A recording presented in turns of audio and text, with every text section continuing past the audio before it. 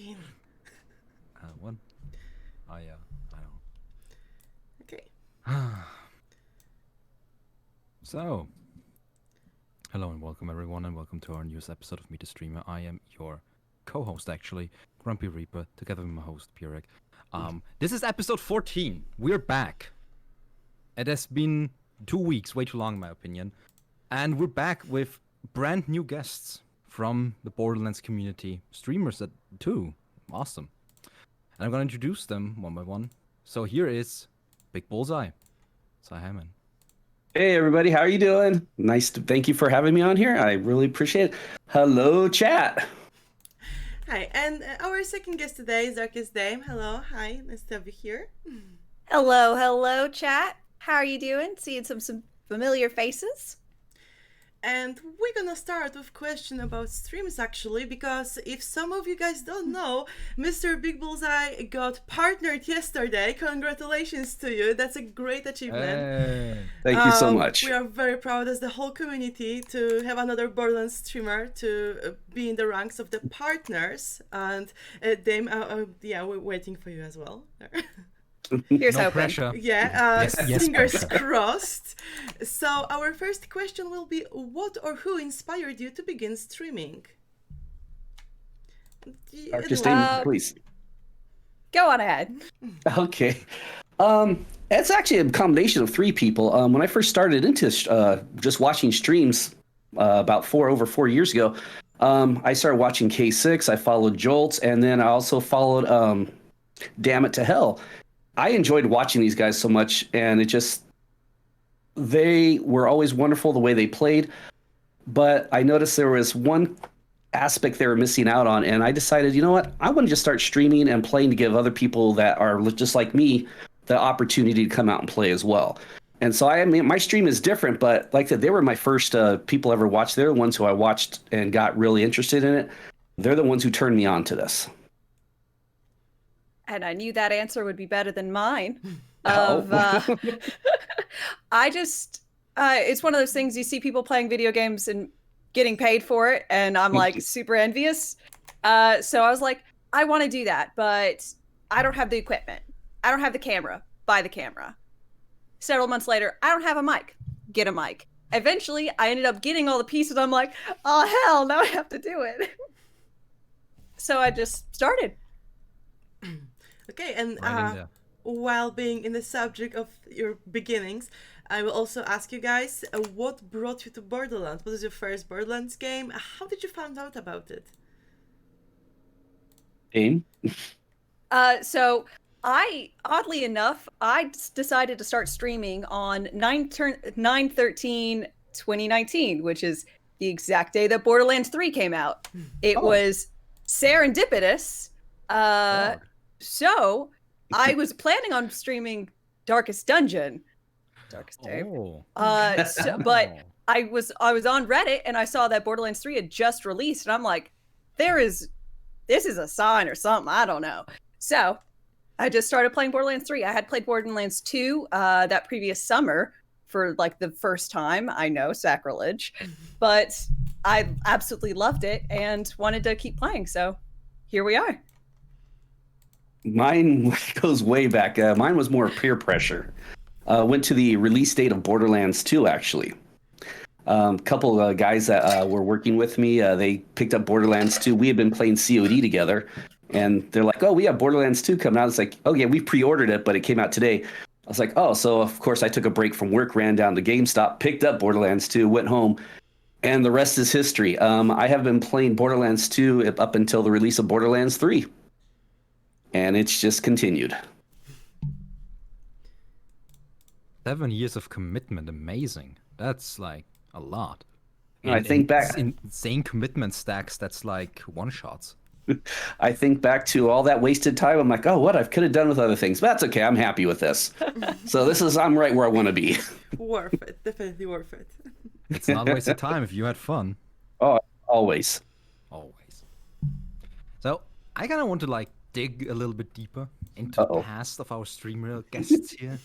And I'm gonna ask, even though I might already know what Dame of Darkness is gonna answer, like, what's your favorite non-Borderlands franchise? What could it be? Darkest Dungeon. Thoroughly What? love the game. I know, shocker.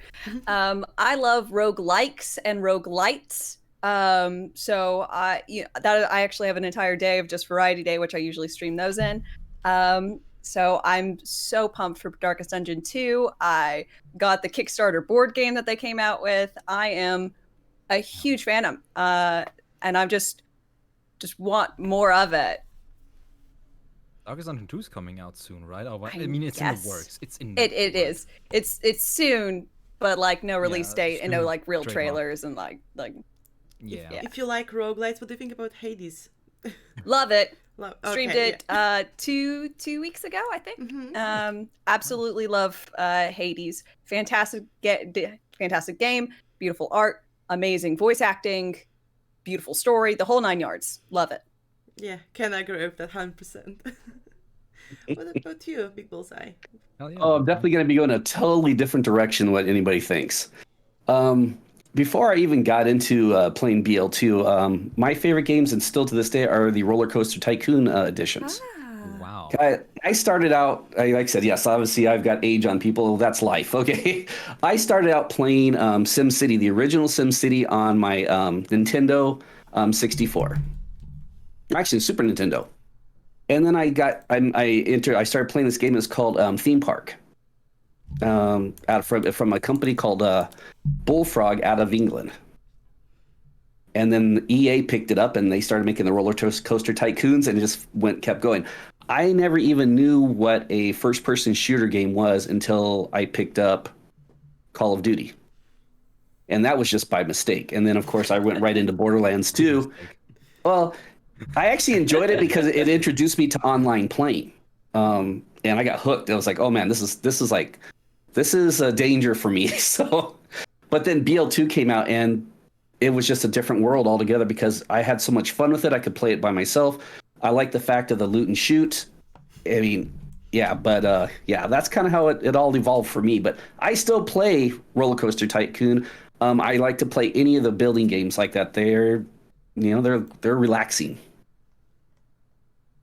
So like the fact that you can relax in them was like the thing that drew you to get to them, the whole managing stuff. Oh yeah, absolutely. I love games like that where you basically build something and see if it actually can work. And why the Roller Coaster Tycoon series when they're like, I mean, yeah, you mentioned SimCity, but there are so many different tycoons. I remember once in my serial there was a CD for Aquarium Tycoon, and I loved it because I loved dolphins at the time. I play a But I was lot of like Tycoon 5, games. so I wasn't good at Tycoon games.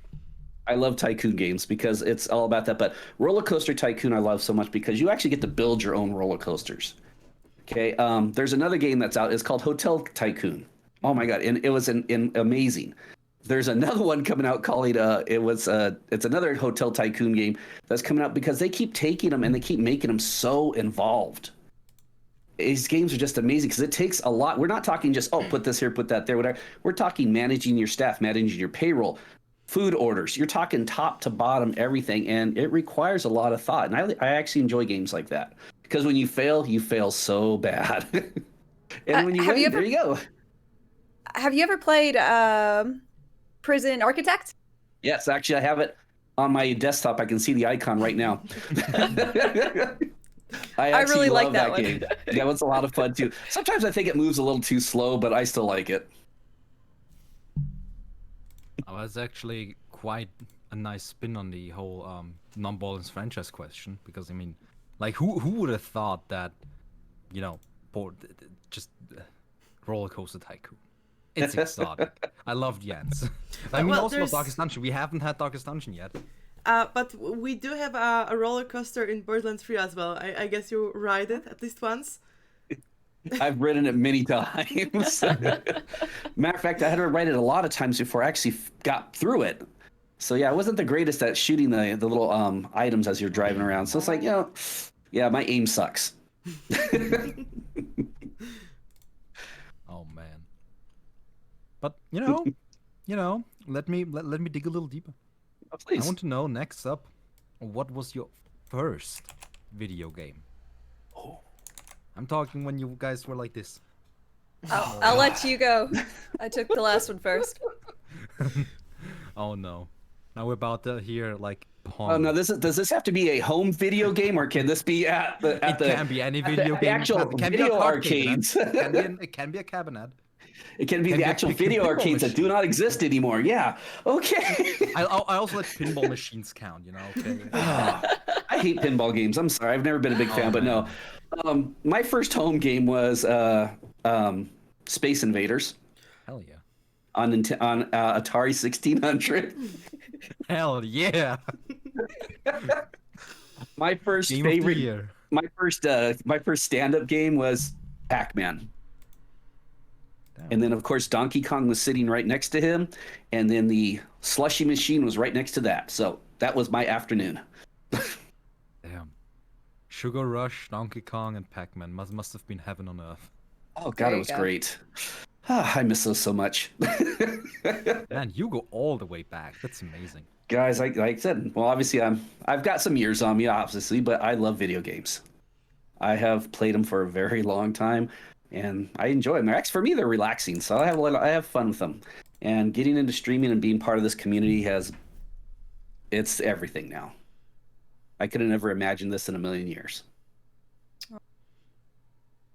Awesome. Oh, that's so sweet. My Don't first cry. home console was the Nintendo 64. So amazing console. I'm not sure what we got it off. My sisters and I, obviously, we shared it in the living room, family console style. I think we probably played Banjo-Kazooie first, but the one I remember most playing was we'd all rotate off for Super Mario 64. Mhm. But there was Mario Parties, Mario Kart, got them all in the same Christmas season. So I got a lot of classics here. I see this time. Yeah. For this, I for have this one question real quick, just because you brought up Mario Kart 64. How many times did you throw that controller? None. Oh, okay. I am not a controller thrower or anything. Instead, when I get frustrated at a video game, I just start crying. I go from normal to just bawling tears. It's beautiful to watch, I promise. That's actually a good tactic to make your opponent so uncomfortable that they forfeit. Wow. So nostalgia stream went with the viewers. Psychological Like, warfare. not let me lose. Yes. It's like, okay, I'm done. I gotta go. Okay, so we're gonna do fast forward to the more new games, like Borderlands, Wow. for example.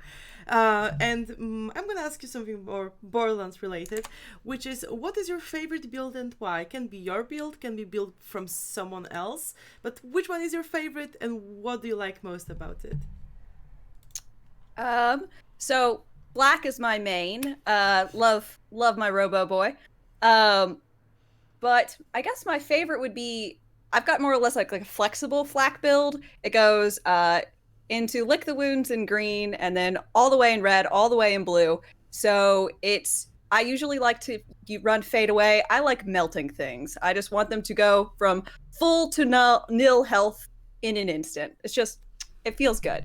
So that's what I run. But flak is not great at mobbing, as we're probably all aware. So when needed, I'll be able to swap over, my revolter now for a snowshoe or a black void or whatever. Swap it out, run rack attack, or throw on a red fang and then go for gamma burst. It's just a flexible flak build, and I find it very, very nice to not have to completely change my entire build for if I need to run Guardian Takedown because it's on the daily vault card. But that's mine. Mm-hmm. For me, it's Zane. Everybody knows that I'm like, oh, okay, I've tried the other builds. Zane has been the one I've adopted. I've played through. The build that I play is drone and clone. I also do the drone and barrier. It depends on what the item or what I'm going after. But drone and clone with a throw on the. We're gonna go old school here, so we're gonna throw on the transformer shield. Give the clone a shock anarchy shotgun, and just clear it out. And it's destructive. And I love that build. It was a build that myself and one of my other gentlemen that used to join me all the time, he and I built or worked on it, put it together, did a lot of tweaks to it, and even now it can do the guardian takedown in under 30 minutes. Damn. Zen is super That's fast. kind of fast. Well, it's like I said, it destroys. So. Okay, my next question to you guys would be, what is your most memorable moment in the entire franchise of Borderlands? I know you didn't play all of the games, but one moment, the whole game that like stayed in your mind forever. One memory. Big? Okay. For me, I thought about this question very hard. I saw it would be the very first time I actually killed the warrior on my own. At that point, I think that's when I really just gripped Borderlands the most, because I was able to actually put something together like that worked. I was able to take it down, and then of course the loot drop. I mean, it's like, oh, and that's where, I mean, I thought back on this one. It's like, what was the defining moment? If anything, that was the most defining moment for me playing this game. It's what launched this to the point that I still, every day, I wake up and I do the daily challenges. I look for new things to do, and plus, I stream. So this is what it's all wrapped around at this point. I think mine, since I played Borderlands 1 exceptionally a minuscule amount on my Xbox. I'm absolutely trash with controller. So I didn't, and there was no minimap. I got confused. I put it down. So Borderlands 2 was really my first Borderlands game in full. And so the entire game was great, loved it. And then you went through Tiny Tina's Attack on Dragon's Keep. And I cried. Oh Lord, it was so sweet. And Borderlands is so tongue-in-cheek. It's so, a little zany. And for it to make you like, it hits you right in the feels. And I was just like, wow, this does it all right. Like, it does everything just to a great degree. So I'd say that. Beautiful. I love those moments, by the way. Like, they're so heartfelt. The big achievement, the Borderlands as, a little bit more personal thing of the DLC. What I kind of want to know from you guys, another memorable question, which is, what was your most memorable streaming moment for you? Like, in your careers as big streamers, what has stood out? What is maybe like this inside joke that has stuck after? Oh, jeez. Well, that's just less wholesome, but still memorable. Dave, would you like to go first? Sure. So I guess what my chat will love to remind me of, and it's a constant thing. I don't jump well at all. Slow moving platforms are a bane of mine. And this was exemplified by my first one life run ever. I finished the entire game in one life, and I was so thrilled. I was going to start on New Game Plus, and I got to Grave Ward on that, and I was, gonna get some loot before I went on to my Mayhem levels and leveled up my character. Everything was going great. It was just star-studded. And then you just shifted the platform, and I just Oh no. You can there's a clip of it, and you can see my face. I'm like, wait, why am I still falling? I'm like, no, my one life. Yeah, those are always end up terribly in the worst possible moment. Everything goes well, and then there's this one platform, this one enemy that like throws you off the map, for example. Oh, okay. Because you asked one stream that stands out among the rest, and for me that's easy because it happened yesterday. Oh, a fresh one. We never thought this would happen. This was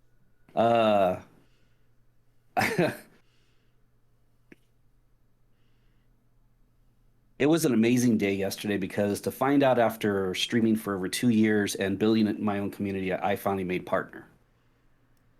It wasn't the fact that I made partner, it was the fact that the way that the community came out yesterday. They actually pounded on me so hard, and they know what I'm talking about. They made me cry on stream yesterday. Oh. And it's just if there's a memorable point, it's the thing. As every streamer that we work for, and I mean, when I started streaming, I never once ever thought I would ever get to that point. It took me 6 months to make affiliate. I've been building and building and building slowly. Made a lot of great friends. I've got a lot of people who come and hang out with me. Never thought in a million years I'd ever hit that mark to where I could even apply for the partnership. And then to have that happen yesterday was the pinnacle of my streaming. I mean, I don't know if it gets any better at this point, because I don't think it will. And that's how it is. I mean, I've had a lot of great moments as far as terrible things that have happened to me. I have got issues, but this is the one that will always stand out until basically, I mean, that's it. I mean, it doesn't get any better for me. Man, what a beautiful answer.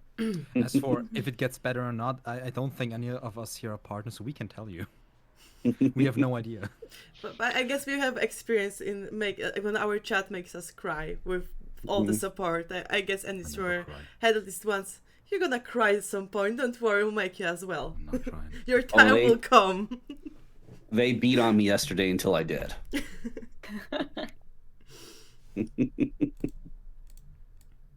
Did it hurt? It all depends on how you look at it. No, it actually, like I said, it's something I'll never forget, and I'm very thankful for that it actually happened. Now, as far as terrible things, I can tell you, I can add to this one. You want to talk about bad moments? When the Guardian Takedown came out, so I know how Dame feels. The first time I was playing through it, and this is a huge. It's on stream and it's clipped. The whole works. Those first platforms, I fell off them 21 times in a row. Whoa. You counted. What? We started counting at a point because I was dying laughing so hard I kept missing it. And this is the first set. And after what I think by the 20th time, I'm starting to feel a little bit more frustration there. It's like, why is this so hard? and now, not even a problem. But yeah, it was pretty bad. 21 times? 21 times. We counted them. We were like, we get to the point like this going, it just can't keep going. And there was an ongoing joke between me and one of my fellow my friends that would join the stream with me, and she was doing something in the first DLC and she lost over $10 million because she kept dying.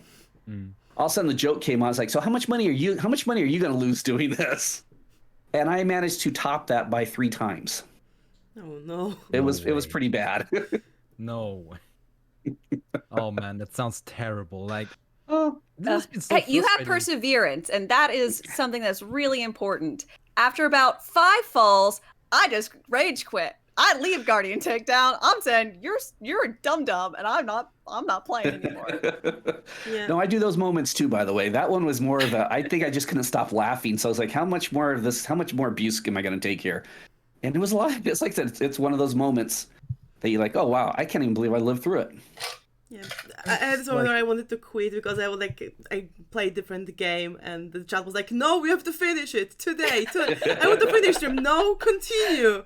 And I was like, okay, fine. And it took way too long. I got frustrated, but yeah, the chat sometimes they bully you, sometimes they cheer you for finishing what you started. Sometimes it's both at the same time, and it's yeah, that's true. The duality of chat. Amazing though, like, oh man, like honestly, it's just 21 times. Like, I can't believe it, man. I can't believe it. So I can tell you a heartbreaker if you want to hear this one. I mean, hit us. It has to do with Guardian Takedown again. Oh no! Oh Lord! I made it to the end. We were playing as a team. I had myself and one other person play. We made it to the end. He actually died, so I was by myself. and I'm fighting the boss. I did not know that there is a lip that you can fall off in the final fight. I found it. Oh. I was on the last part, ready to take him down, and next thing you know, I see the floor go right above my head, and that was it. Oh gosh. Oh shit. And that is clipped also, by the way. That is saddening. So to anyone who's watching and wants to suffer, look up that one. It was a rough one, but I just died laughing the whole time. I basically was just banging my head on my desk, and I'm like, okay, well, how could you do that? It's like, okay, guess what? We get to start over. Let's do it again. But yeah, there's a lot of fun times. I seem to fall off a lot for some reason. I haven't figured that one out. In arms race, I find places to fall off. I got you 100%. 100%. The little skip in Guardian Takedown where you can go through the door in the first area? I didn't know about that, so my chat informed me, and they're like, all you gotta do is walk up to the left side, crouch, walk through. Yeah. I did all that, crouch, walk through, got stuck. And they're like, how did you manage? I'm like, I don't know, I can't move. And I there is a way, I just had to start off it.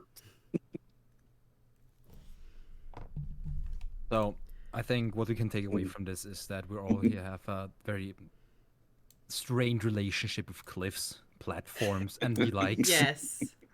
Yes. I got a command. I got a command on my stream that is just cliff, and it counts how many times I fall of different games from different platforms. Literally, like they count it on every game.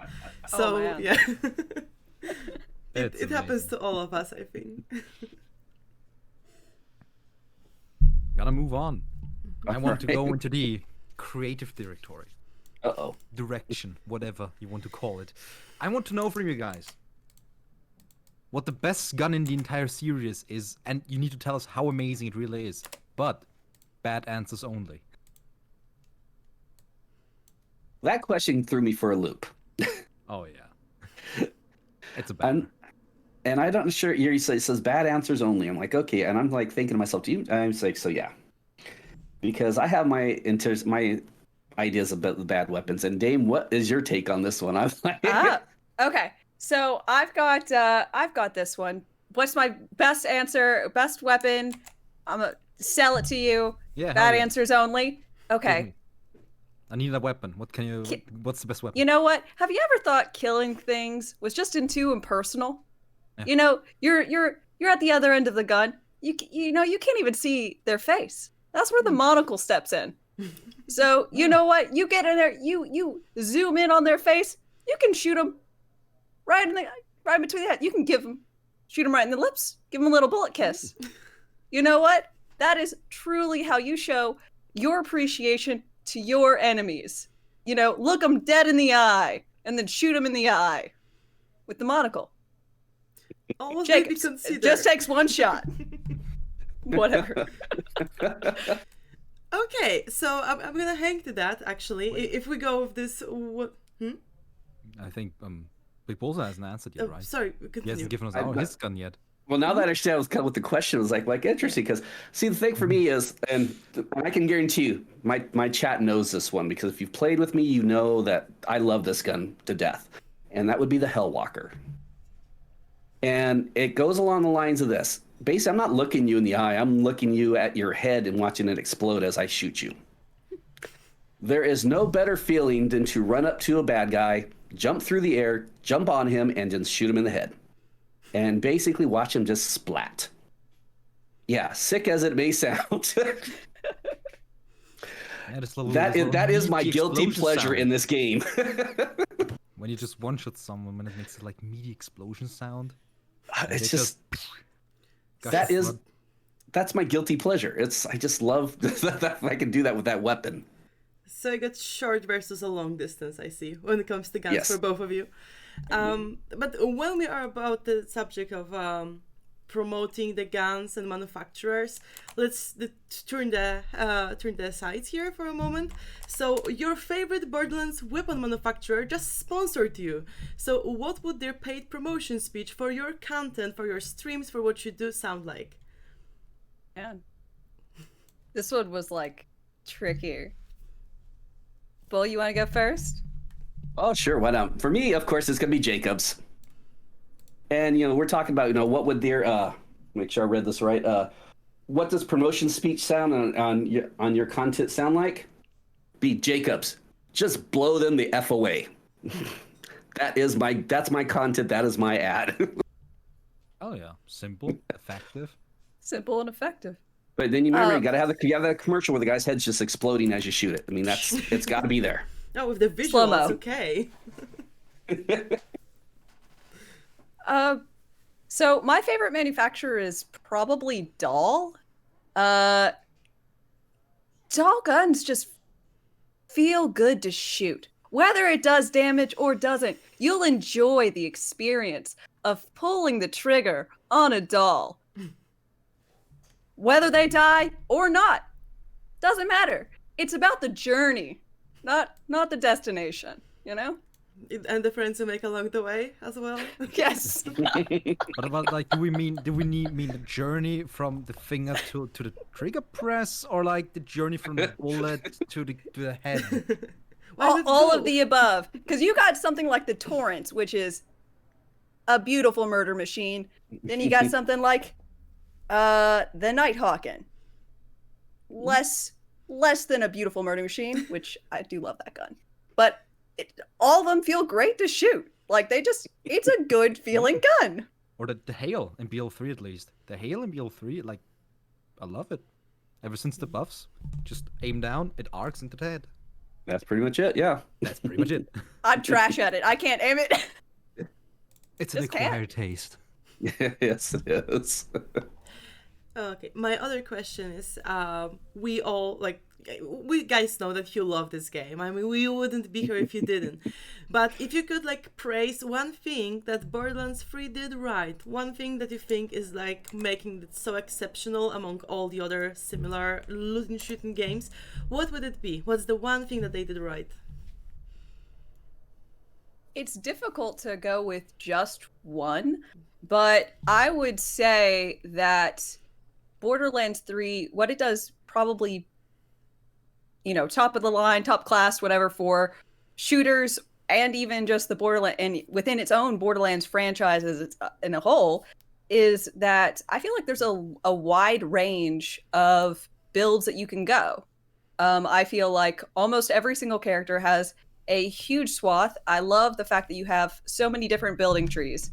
I enjoy anointments. I know some folks, some more purists don't, but I really enjoy it. Re-rolling kind of sucks, but I just enjoy that, I can decide to go, hey, I want to do XYZ thing and bumble my way there. It might not be the most efficient way, versus looking up a amazing build streamer, whatever. If I get frustrated enough, Amara frustrates me because I can't build her right. I can't fathom it. So I usually steal builds for her. But I can do that. And there's a million different ways to play. So I'd say that. Mine's a little bit on the different side here. I love the game the way it is. The one thing I'm very happy that Borderlands 3 did is they stayed true to their graphics. They have the cartoonish look about it. They have to me, that's one of the things I love so much about BL2. They carried it into pre-sequel. They carried it into Borderlands 3, and they keep doing it. Yeah, if they've cleaned it up, it looks, you can tell the difference between the two games. But I just really love the artwork that they've done, the storyline involved. To me, that is what makes that they did that right. And by staying with, I guess I say, stay with the premise that they started with Borderlands 1, the game is still phenomenal. It looks great. It's more fun to play. I think at a certain point, you can never really take it so seriously because it's got that cartoonish feel to it. And that's what I love about it. It also ages beautifully. Yes. it just actually ages really nicely. Yeah, you can kind of tell some things are a little older versus if you compare, but it just does a good job. It's with many nostalgia games. Like they have such a simplistic graphics, but that's like their charm. Because if you try to go into more realistic view for the game, then you can see the passage of time on it, right? But if it's just from the start made as more cartoonish and silly, it can like last longer and still look like same good for you. Yeah, honestly, if you look at it, Borderlands 2, it looks like a game that came out in 2012. Anyways, I want to know. Well, because since we're talking about like the other Borderlands and things and when they came out, you guys have played other Borderlands games than 3, right? I mean, yeah, I know about maybe. You may. Yeah, maybe. But Maybe. But you, DarkestDame, same. You've played Yeah, them? I went about it. Let's go with the long way around. With starting to play Borderlands 2 when it was on. There was a Steam sale, so I bought it. And with all the DLCs and stuff, so I played it first. Then I played 3. Then I went back and played the pre-sequel, then 1, then Tales. Okay. So I've ended up playing all of them. It's just in a very wrong order. In a free-spirited order. That's a good description of it. Right. Then my question is gonna be, who did you guys main, or if it was just one playthrough, play in previous Borderlands games, and why? Okay. Mine will be real quick. Just dropping names like. Wait, is she saying I talk too much? Well, we already know that. Okay. No. No, I chose them for pretty mundane reasons. Lilith, because I know her from the other games. Then I played Gage. She's the entire reason why I actually picked up and played Borderlands 2. I like puns, so when I heard the Necromancer, I laughed for like a solid 5 minutes when I heard that was her title, and that's why I bought Borderlands 2, like because of a pun. So I haven't played anyone else in Borderlands 2. I picked up Timothy Lawrence in pre-sequel. Tales is Rails, so only play one. Yeah. And I first played through as Flak because I like pet classes. From my beloved of Gage, I saw Flak and I saw a pet class where my pet didn't vanish. So. Okay, related question to that: do you think they actually improved the pet mechanics between 2 and 3? Like, did it get any better? I think so. Now, granted, the pet is a little different. I would akin Death Trap more to Moses' Iron Cub than I would to Flak's pets. Flak's pets are actually pretty decent, especially depending on which pet you choose.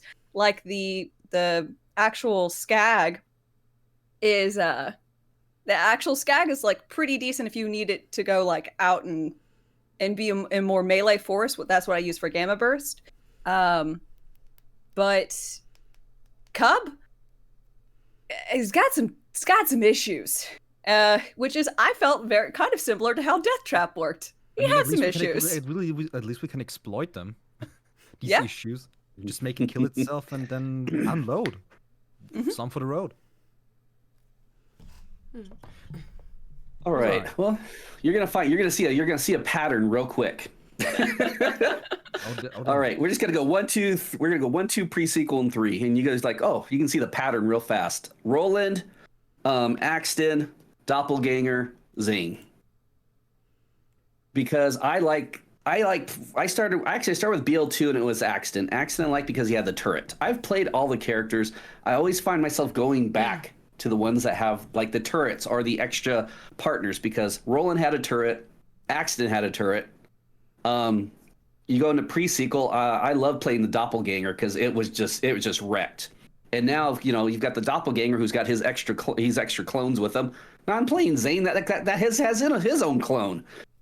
And there's a pattern there, I think, and it's like I just can't get away from it. It's my play style. It seems to work.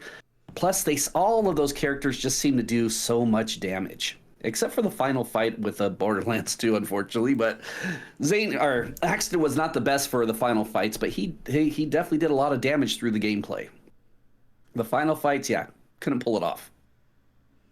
It's more of a pattern if you said Wilhelm than Doppelganger, but other than that, yeah. I mean, apart from Zane, almost same. So the Doppelganger does so much damage in pre-sequel. I'm a hardcore pre-sequel player, guys. So it's like, yeah, I loved it. I started off with Wilhelm. Don't get me wrong, I did try it, but then I switched over to Doppelganger, and oh yeah, it was a huge difference. Yeah, I remember like when there's like, I don't know the names anymore. It's been a while. But basically, it was at some point you can trigger your kill skills off your doppelganger doubles dying, and when you run far away enough from them, they despawn, and this counts for these kill skills. And when I found this out for the first time, I was like, this can't be right. I have them up all the time. Why am I so strong? Like they just keel over and die, and you just get stronger. It's amazing. They can save your life, and that's why I enjoyed playing them. But that's kind of the path I've done. I have played when BL2 I played Maya, and I love playing that character.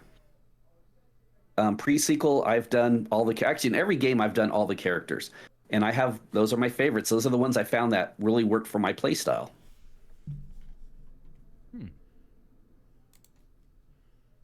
But yeah, like overall, really good answers. I mean, there are no wrong answers. Yeah, I was about to say there is no wrong answers. Unless you said Salvador, but I mean, what? Sorry. Oh no, wait. Now, see, Salvador. I've seen a certain person play Salvador, and I'm just amazed. He is brutal. Yeah, he's brutally boring. Got him. I mean, the problem with Salvador was that he had literally one build to go for, which was meta, and he was really overpowered. Like, even after all those times, Borderlands 2 still have some balance issues, and Salvador is the way to go if you actually want to, murder everything easily. Yes, yeah, walking glitch, as in chat was said. He's literally a walking glitch, so that's kind of true. I mean, it's kind of like a testament to how difficult the character is overall, like from a balancing perspective, because he's a walking glitch. Most of his builds work because of glitches or of bugs or of stuff. But I don't know, it was never very enticing to me to just wield two guns. That's it. There you go. That's the character. I just couldn't do it. I always messed it up, so it didn't matter. It's fine. I messed up. I didn't realize you were supposed to play Gage with Anarchy. I never even touched it. I just wanted my pet to murder everything. I mean, there are builds with the middle tree. I mean, that's the thing. Depends if you want to play for fun or just to actually go meta. I remember when Gage was released, because I played Axton since the Borderlands 2 was released, and then when Gage was released, I was like, wow, she's so cool, and I started to play her, and I didn't touch even without a stick from 10-meter distance the Anarchy, and then later I tried. I was like, hey, it's fun. But my first play from Gage was without any Anarchy at all. I was like, that's probably not that good. And I realized it's actually good. So, yeah. Man, Gage is something else. Lovely character. I like the fact they brought her back in DLC, too. That was actually kind of cool. Oh, yeah. Her return was amazing. Some people liked it, some people didn't. As much as many things in BL3. I think she was one of the favorite. I think she was one of the favorite characters from Borderlands 2, and people were so excited when she showed up in this DLC because people waited for her to show up, to give some cameo, to be over there somewhere with her craziness and then her jokes and everything. But that was nice to see her. It was pretty fun to see her as a wedding planner. Yeah. Yeah, that was funny. I wouldn't want her to be my wedding planner, but she's a wedding planner. All right. Okay, putting you guys on the spot now. What's one thing you could say about your gun in Borderlands 3, but not your significant other? Well, I think you should let Dame go first, because, my answer is not always the best.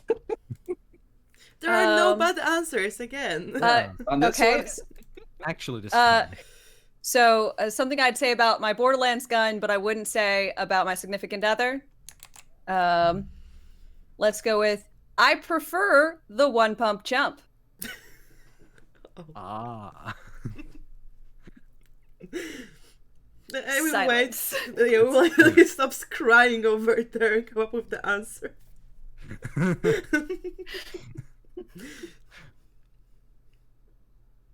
So I thought about that when I read over the list. I was like, I have to do that.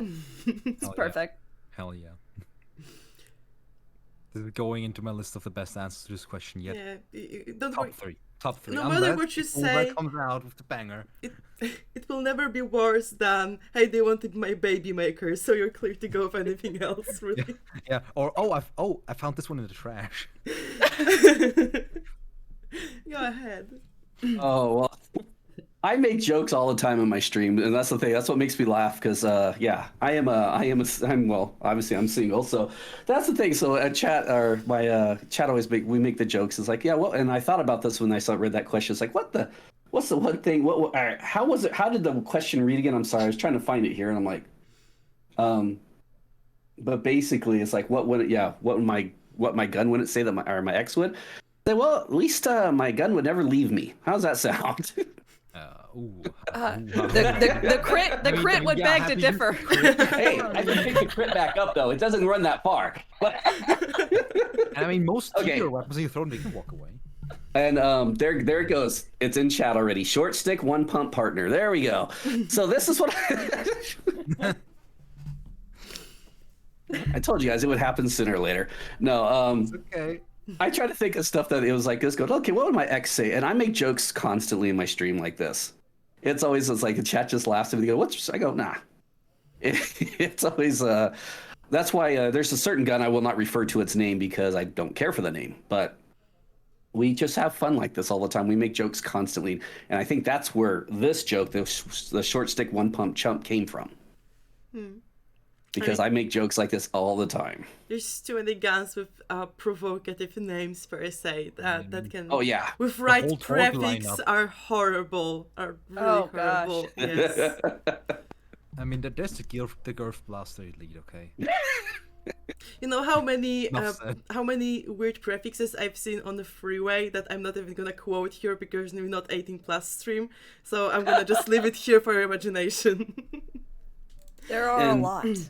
Yes. And the names of these guns just kill me. I die laughing every time I read them. It's just I crack up. Oh, And of course gosh. I have to, yeah.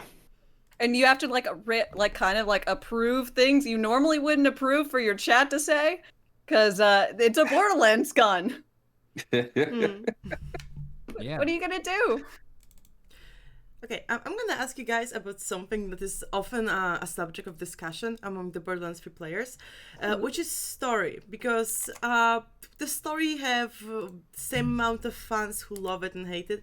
So tell me, are you satisfied with the story of Borderlands 3? And if not, do you have an idea what we can change about this or add something that would improve it? What about main story, because we all know DLCs are perfect, but yeah, with the main story. I like it. I was very pleased with it. I thought it was I thought, I'm going to say stuff. I know I'm going to get myself in trouble here, but I thought the length was fine. The story was wonderful. Everything, like I said, and I know people say, oh, this, and this. I obviously cared a lot about it because I kept playing it over and over again. And so for me, I think what they did was fantastic, and I'm very happy with it. So you say you wouldn't change a thing about this? If No. you could? Okay. Oh wow. I'll wait for that. I'll wait for the next game coming out for that to happen.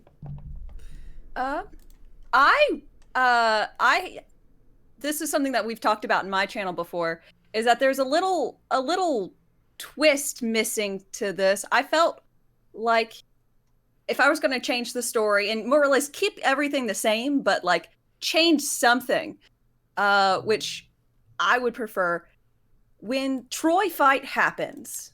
So, obviously Tyrene's being, I'm the best. And then Troy finally gets power, whatever. I think during the Troy fight, you should essentially kill Troy. But then he leeches his sister to her demise so that, and then he's like, now he's more megalomaniac, whatever. the story unfolds essentially the exact same, but instead of Tyreen being the final boss, you get Troy 2.0. You get Troy again. And the only thing that wouldn't work is that Ava wouldn't get her Siren Hood. But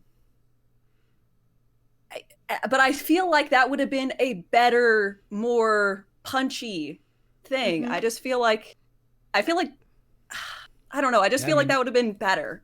I think that maybe with Troy also discovering like that he's not his sister, and like that he doesn't think what his sister thinks, and now that he has like 3 sirens in him, like maybe he's not just like, you know, I'm not just gonna like summon Destroyer, I'm gonna like kill Destroyer, become Destroyer more than Tyreen ever could. Things like that. I think that's a pretty common like opinion for people who Grumpy. People who dislike the story, this part of the story, because we had this discussion how Troy could, for example, accidentally kill Tyreen during their quarrels on Eden 6, or as you said, like the scene that you just suggested, and then you have Troy who either is super angry at himself, so he gets his anger out on Cov, or he's like terrified of new responsibility and tries to keep Cov together, but it's hard for him. It opens so much possibilities, because once Troy starts to get interesting and be his own person, we kill him. So I think that's often like people who are displeased with story is like thinking that Troy would be better to be the end game enemy than Tyreen, who's like, oh no, my brother is dead. Anyway, let's go back to killing and opening that vault, shall we? she like was like really unfazed. She just was like, hey daddy, yeah, your buddies killed my brother. Like I just felt she always like had the exact same level of sass. I felt like Troy, we just got like, he just started in his own, and there was some like, you know, tension between the twins, and you're like, oh my, like there's gonna be something happening. Mm-hmm. And then Typhon is just like, yeah, sucks for him, I guess. Exactly. Yeah, my bad. I raised a shitty kid. Like, oh yeah, cool. Anyway, help me dig up this grave. I guess this runs in the families, eh? Like, oh no. Anyways, let's continue what we were doing, right? Yeah. Okay, so guys, people often rate Vault Hunters in terms of how powerful they are, how well you can do mobbing or bosses or speedruns and so on. There's so many categories to like put them from the best to the worst tier list. So my question is right now, which Vault Hunter do you think is the best visually designed? Which one do you think looks the best? Have the nicest, details in their design?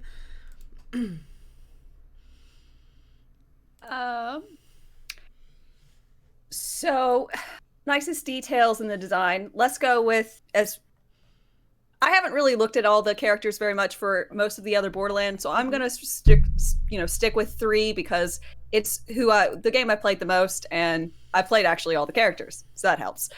I think that Flak, I am a big Flak fanboy, of course, but I think Flak is one of the best designed characters because it's just different from being human body.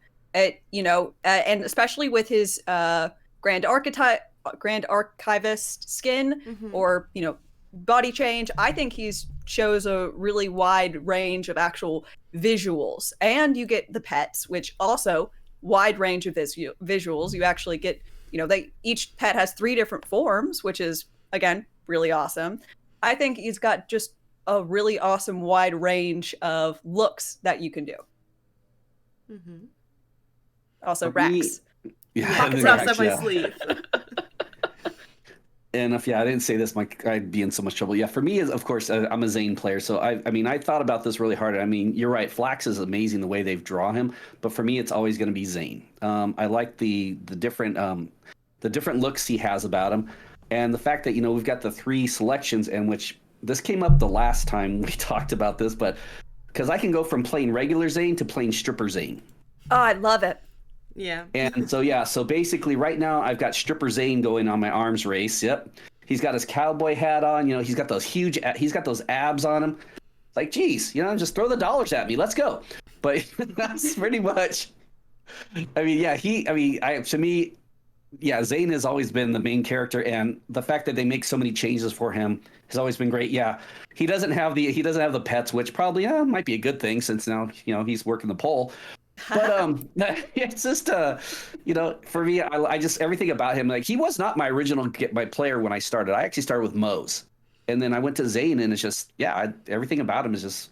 I think they've done a very great job with him, and plus all the different the different heads, the different clothes. I mean, just everything is just really looks great. Yeah, I think it's really cool that they not only gave them a couple new looks, but they also added some story to it.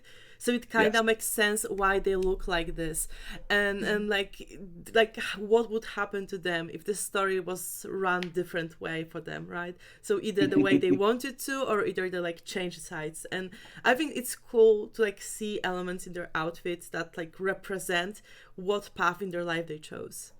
Yeah. I will say, I do love Flax the most. I think Mo's probably got the best COV skin. Oh yeah. As much as I love hunky Zane, I think Mo's like in that best skin. I think Mo's 100% got the. I love it. Yeah. Exactly. Like screw you, Tyrene. Bring in Mo's. Exactly. Mo's the new leader. Yeah, even though I really liked like the look of the the military look of the first body change, I must say like the first body skin, I also must say I really like the new Mo skin. It's like it pairs so well with everything. Like it's like the same skin. I mean who would have known that like just showing skin is just such a good look? I mean, personally, I think that the second most skin for most, I think I like her second one, the one with the like whole military outfit.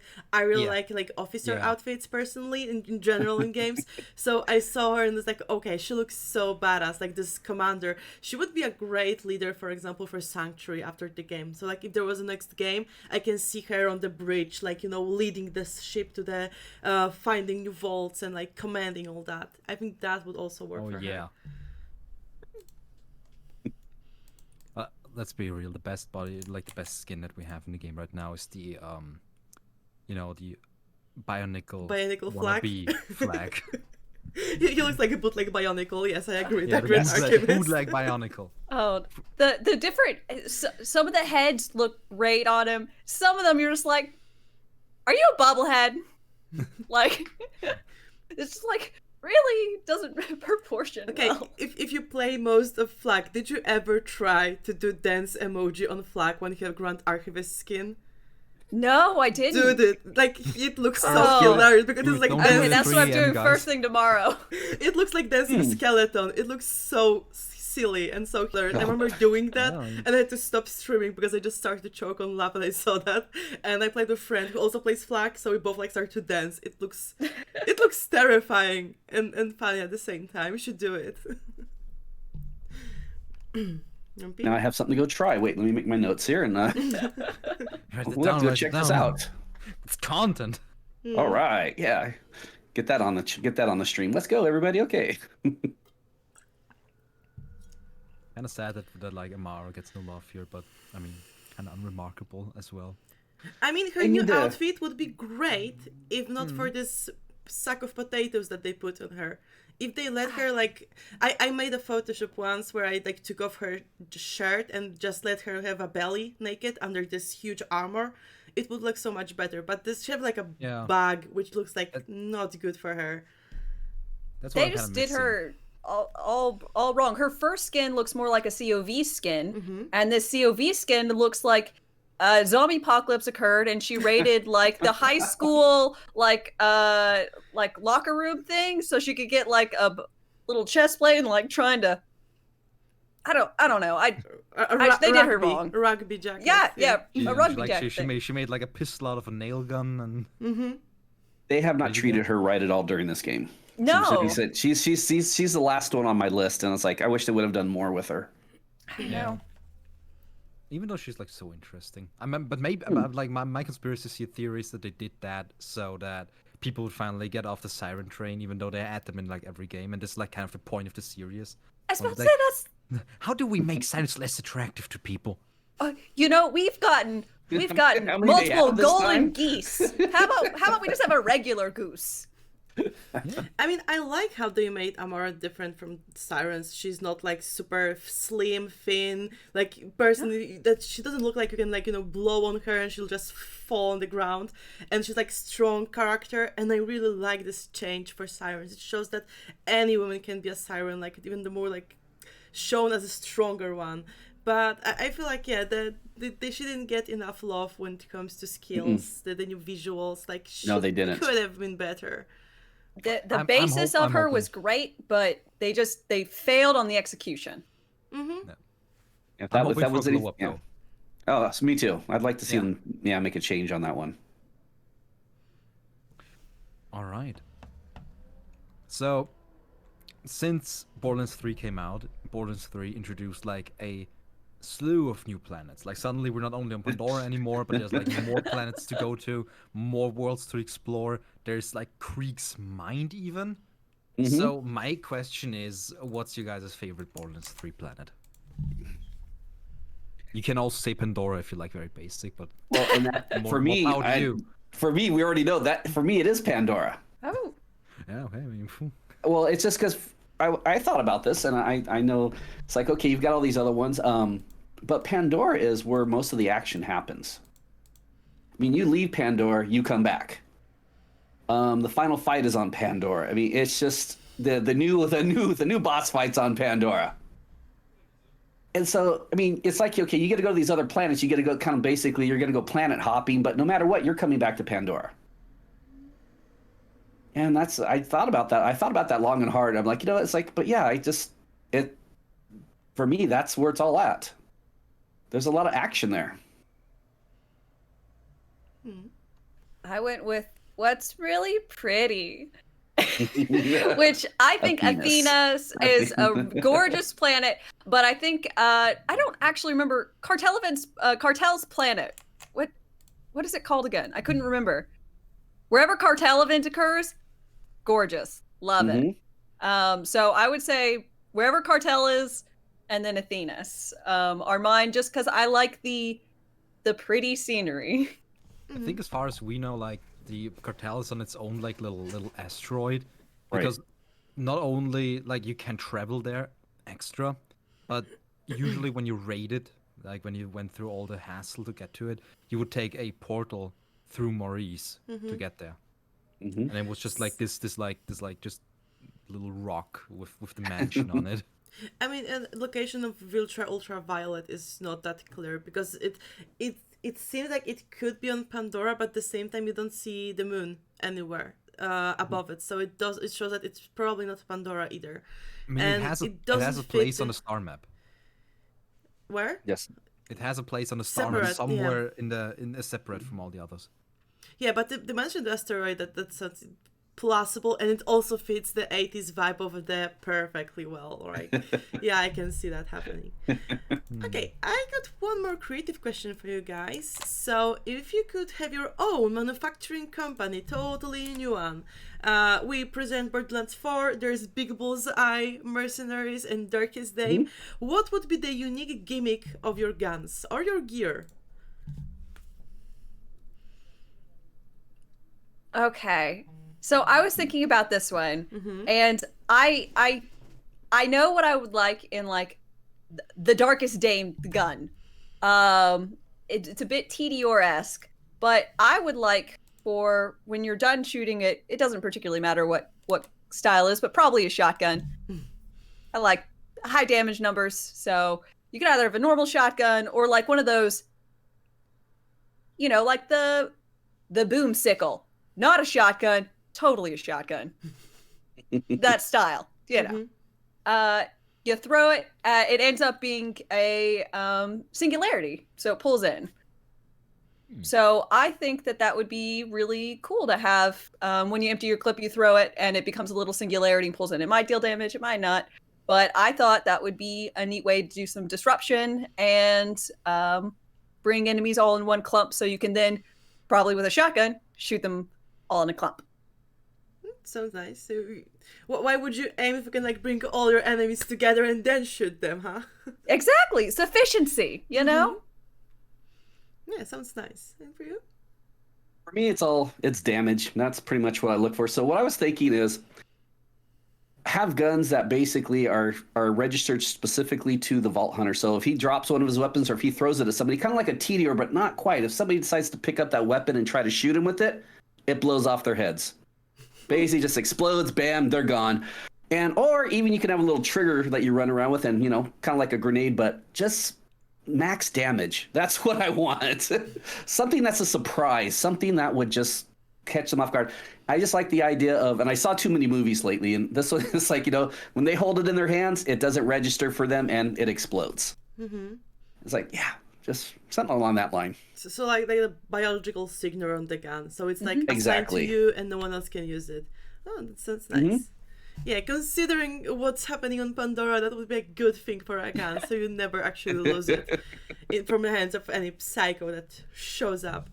Okay, guys, that was a wonderful time, but we're gonna slowly finish up. Thank you so much for showing up with us here today. Thank you so much for a wonderful interview. That was pretty fun. Congratulations again to BigBullsEye. And before we wrap it up, do you want to add something? Tell us where we can find you, at what time. Do you want to say hi to your friends, moderators, add something from yourself? Dame, maybe start from you. Sure. DarkestDame is live on Wednesdays. Wednesdays I typically do. I've been doing what game? I can't think of the game. Oh dear lord, not Outer Worlds. I've been doing another looter shooter. Thank you. There we go. Unfortunately, it's a very generic name for me. So Thursdays is my variety stream day. I love roguelikes and roguelites. So I typically, I play Slay the Spire, Hades, Darkest Dungeon. This week I played RoboQuest. I love them, so I try and get new ones every week if I can. If not, I'll play some of my favorites. And then Friday, Saturday, Sunday is Borderlands. All of these streams start at 8 a.m. Central Time. And I want to say hi to Brock and Manson and Kuhn, who are some of my mods and long-time viewers. So, thank you so much. And Bull? Hey everybody, yeah, I stream. I'm Borderlands. I do it Tuesday through Sunday. I take Monday off. I start at 5 o'clock Central Time until 9 o'clock Central Time. Sometimes I start a little earlier, or I go later depending on the mood. But it is all about Borderlands for me right now. It's streaming Arms Race, playing co-op with a lot of the community. And I'd like to definitely give a shout out to my buddies that are in here today. These are the guys that have joined me, and I give them a lot of credit for helping me reach my goal here. And that's going to go out to Tree Olives, to Silverback, and to Hortzman. Guys, thank you very much. And again, catch me playing Arms Race. Okay, thank you so much.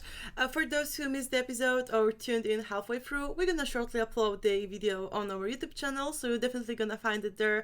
Of course, we'll send the links to both of our guests so they can share it with you.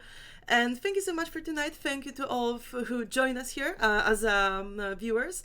And we hope to see you in 2 weeks with our next episode. And have a great rest of your weekend. So bye. Thank you.